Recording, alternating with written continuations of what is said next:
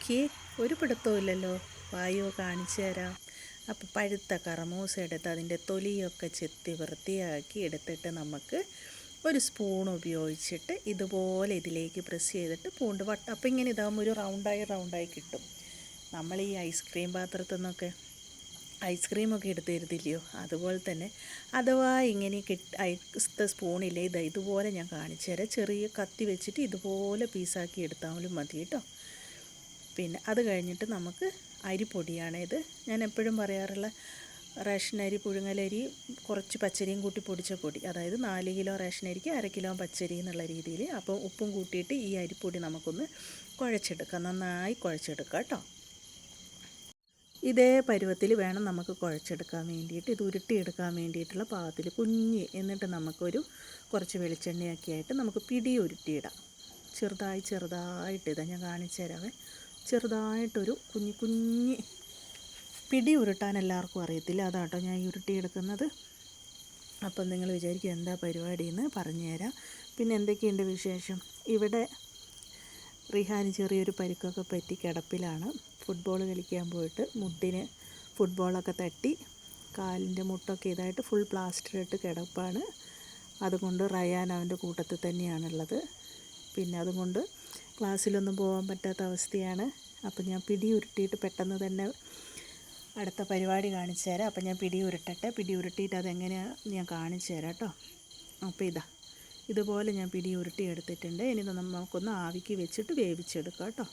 ആവിച്ചെമ്പിൽ വെച്ചിട്ട് വെന്ത് വരുമ്പോൾ നമുക്കിതിലേക്ക് കുറച്ച് തണുത്ത വെള്ളം ഒഴിച്ചു കൊടുക്കാം കേട്ടോ.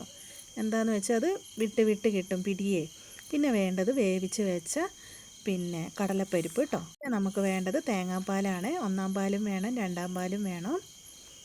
മധുരത്തിനാവശ്യമായ പഞ്ചസാര എടുത്തിട്ട് ഏലക്ക ഇട്ടിട്ട് അത് രണ്ടും കൂടി പൊടിച്ചെടുക്കുക. അത് കഴിഞ്ഞ ശേഷം ഒരു ഉരുളി അടുപ്പത്തേക്ക് വെച്ചിട്ട് 2-ാം പാല്, തേങ്ങാപ്പാലാട്ടോ, അത് ഒഴിച്ച് കൊടുക്കാം നമുക്ക്. ഞാൻ ഒരു തേങ്ങയാണ് എടുത്ത്, ഒരു തേങ്ങേൻ്റെ പാലാട്ടോ.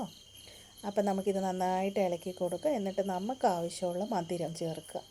നിങ്ങൾക്ക് എത്രയാണോ മധുരം വേണ്ടത് നിങ്ങളെ കണക്കനുസരിച്ച് മധുരം ചേർത്ത് കൊടുക്കുക. അതായത് ഏലക്കായുമായിട്ട് പൊടിച്ചതാട്ടോ അത് പഞ്ചസാര. എന്നിട്ട് നന്നായിട്ട് ഇളക്കി മിക്സ് ചെയ്ത് കൊടുത്തുകൊണ്ടിരിക്കുക. കൈ വെക്കാണ്ട് ഇളക്കി കൊടുക്കണം കേട്ടോ. അത് ഒന്ന് നന്നായിട്ട് ചൂടായി വരുമ്പോൾ എന്താക്കാം, നമുക്ക് ഇതിലേക്ക് വേവിച്ച് വെച്ച് പിടി ഇട്ട് കൊടുക്കാവേ. പിടി ഇട്ട ശേഷവും നമുക്ക് നന്നായിട്ട് ഇളക്കി കൊടുക്കണം. അതെ, ഞാൻ കൈ വെക്കാണ്ട് ഇളക്കി കൊടുക്കണം എന്ന് പറയുന്നത് അടുക്കി പിടിക്കാണ്ടിരിക്കാൻ വേണ്ടി ഒരു കയ്യിൽ അതിൽ ഇട്ട് വെച്ച് തന്നെ ഇരിക്കണം കേട്ടോ. അത് കഴിഞ്ഞ് നമുക്കിത് നന്നായിട്ട് എന്താവണം, നന്നായി ഇതാണ്ട് കുറുക്കി വരുമ്പോൾ അത് നന്നായിട്ട് തിളച്ച് വന്നു കേട്ടോ. അപ്പോൾ നമുക്കിതിലേക്ക് എന്തിട്ട് കൊടുക്കാം, 2 സ്പൂൺ റവയാണ് ഇട്ട് കൊടുക്കുന്നത് കേട്ടോ. ഓരോന്നിൻ്റെ അളവ് ഞാൻ ഇതിട്ടിട്ട് വരുമ്പം പറയാവേ. 2 ടീസ്പൂണ് റവ ഇട്ട് കൊടുത്തിട്ടുണ്ട് കേട്ടോ. അപ്പം റവയും തേങ്ങാപ്പാലും പഞ്ചസാരയും എല്ലാം പിടിയൊക്കെ ഉണ്ട്. ഇത് വേവിച്ച് വെച്ച 3 ടീസ്പൂണ് കടലപ്പരിപ്പാണ് ഇട്ട് കൊടുക്കുന്നത്. ഇനി നമുക്ക് നന്നായിട്ട് ഇളക്കി കൊടുക്കാം കേട്ടോ. ഭയങ്കര ടേസ്റ്റാണ് കേട്ടോ ഇത്. എന്തൊക്കെ പറഞ്ഞാലും ഭയങ്കര ടേസ്റ്റാണ്. മഴയൊക്കെ നിന്നുകൊണ്ട് കീരാങ്കീരി എന്തൊരു ഒച്ച എടുക്കുന്നത്. എൻ്റെ വോയിസാണോ കീരാങ്കീരീൻ്റെ ഒച്ചയാണോ മുന്നിൽ വരുന്നതെന്ന് ആർക്കറിയാം. ഇനി നമുക്കിതിൽ കർമൂസ് ഇട്ട് കൊടുക്കാം കേട്ടോ. നമ്മൾ ഈ കർമൂസിന് പകരം നേന്ത്രപ്പഴം ഇട്ടിട്ടും ഇത് ചെയ്യും കേട്ടോ.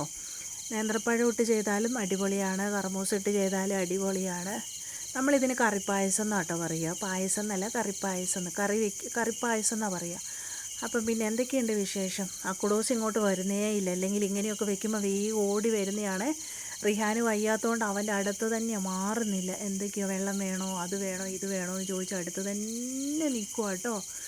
അത് കഴിഞ്ഞ് നമുക്കിതിലേക്ക് കുറച്ച് വാനില എസൻസ് ഇല്ലേ, അതും കൂടി ഇട്ട് കൊടുക്കാം കേട്ടോ. അത് കഴിഞ്ഞിട്ട് ഒഴിച്ചു കൊടുക്കുക, കുറച്ച് ഒഴിച്ചു കൊടുത്താൽ മതി കേട്ടോ. എന്നിട്ട് നമുക്ക് ഇളക്കിക്കൊണ്ടേയിരിക്കുക.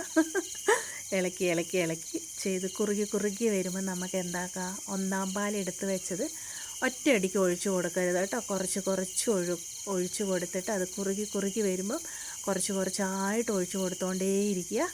അത് കഴിഞ്ഞിട്ട് ലാസ്റ്റ് മാത്രമാണ് നമ്മൾ നെയ്യ് ഇതിൻ്റെ മേലെ വെറുതെ ഒഴിച്ചു കൊടുത്താൽ മതി കേട്ടോ. കുറച്ച് വെറുതെ ഒഴിച്ചു കൊടുത്താൽ മതി. അപ്പം തന്നെ അടിപൊളിയായിട്ട് കറിപ്പായസം റെഡിയായി.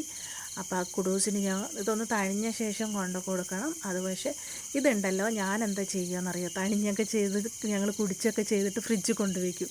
അപ്പോൾ ഇത് തണുത്ത് വരുമ്പോൾ നല്ല ഐസ്ക്രീം പോലെയാണ്, ഭയങ്കര ടേസ്റ്റാന്നേ. എന്ത് ടേസ്റ്റിയാണെന്നറിയോ. ഞാൻ പിള്ളേർക്കൊക്കെ കൊടുക്കട്ടെ. ഇത്ര നേരം ഇതും പറഞ്ഞ് എനിക്കൊരു മൂഡ് ഔട്ടായിരുന്നു. കൊച്ചിന് സുഖമില്ലാത്തതുകൊണ്ടേ പറയാനൊക്കെ. പിന്നെ എന്തൊക്കെയുണ്ട്, എൻ്റെ വീഡിയോ ഒക്കെ കണ്ട് ഇങ്ങനെ ഇരിക്കുക അല്ലേ. അപ്പം നിങ്ങളെ കാര്യങ്ങളൊക്കെ നടക്കട്ടെ കേട്ടോ. അപ്പോൾ അടുത്ത വീഡിയോ ആയിട്ട് പെട്ടെന്ന് തന്നെ വരാം കേട്ടോ. പെട്ടെന്ന് വരും.